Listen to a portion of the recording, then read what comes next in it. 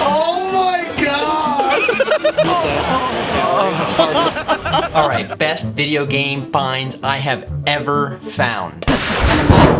Yeah, buddy.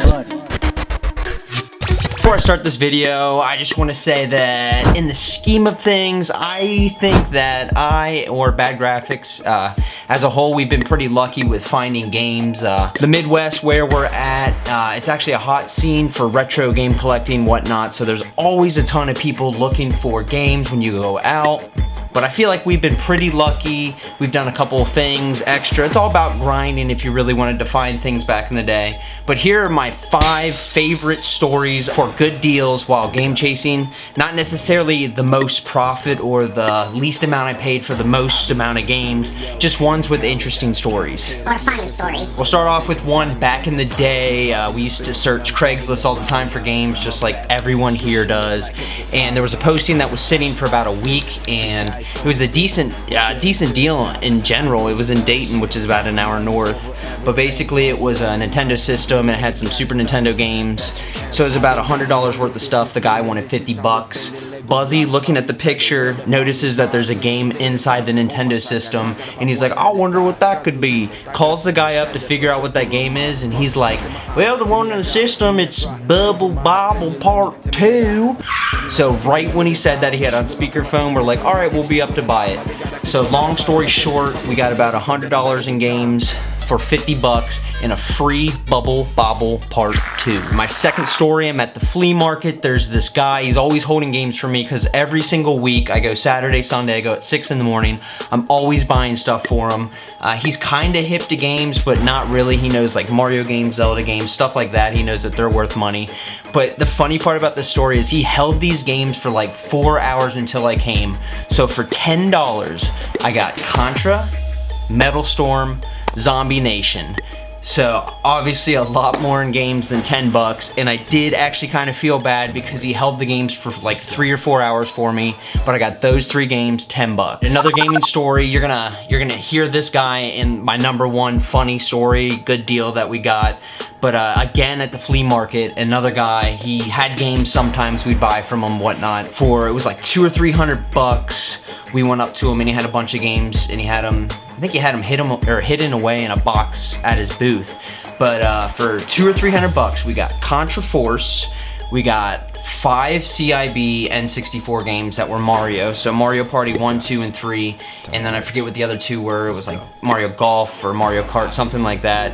We also got a sealed Harvest Moon. We ended up getting that graded. It didn't grade very high, and this is way back in the day. But for 200 bucks, I mean, just Contra Force alone was worth 300. So that was a killer deal. This next one, if you watched my podcast, I talked about this. I kind of forgot about it till the podcast, but this was way back in the day before we collected games, and we were just getting into it, and we were watching Storage Wars because we're entrepreneurs, and we're like, we're gonna buy a storage unit, we're gonna find games, and we're gonna make money. So we go to this hillbilly storage auction, and it was in Middletown, Ohio, and it was nothing but just old dudes that reeked of cigarette smoke and coffee breath. And they open it up, and none other, what would be in there? A game store. We, like, literally, how many times do you go to a storage auction and there's a fucking game store? So we ended up paying like $275 for this storage locker, and all the hillbillies were making fun of us. And Alexis, which is Buzzy's wife, was like, well, who just bought that junk? And then it was us. We bought it. It was junk or whatnot. An entire game store, maybe 2,000 video games in there, and a porn collection. So the same hillbillies that were making fun of us for buying the old videotapes and making this terrible deal in their minds, they came back and bought porn out of the storage unit. Our #1 pickup, this is what got us into gaming. The guy that sold us the Harvest Moon and the Mario games and the Contra Force from the last deal, he had 200 NES games. It was 133 kart games and 64 CIB games. And by chance, I looked at my emails from like 10 years ago, and I have the list that Buzzy sent me. Buzzy spent $400 for all of these games, and he sent me the list as though he was unsure if he should buy it or not. You're gonna shit your pants when you hear the list. I'll go through just some of the major hitters. These next ones are CIB, Dragon Warrior 1 through 4, Metroid, Wizards and Warriors 1 through 4, Legend of Zelda Gold, Adventures of Link Gold, Zelda Gray, RC Pro-Am 2, Jetsons,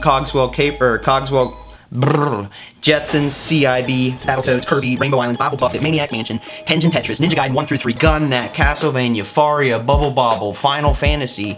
Those were all CIB we got for $2 a pop. Power Blade 2, there was 2 of them, Bonk's Adventure, Mega Man 1 through 6, Turtles 1 through 3, Terra Cresta, Metal Storm, another Gunnet Court, North and South, Nobu Nagas and Bishan, Fire and Ice, Ghost Lion, we killed it. All those games were $2 a pop. That's what got us into retro gaming.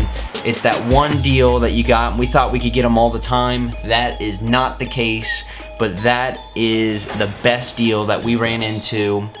Now in the comments below, tell me your best retro gaming finds, any funny stories, let me know.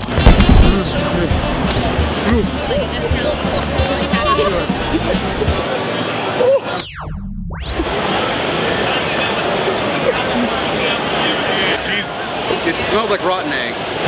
Go get the groceries? You like groceries? Yeah, there it is. He knows what's up.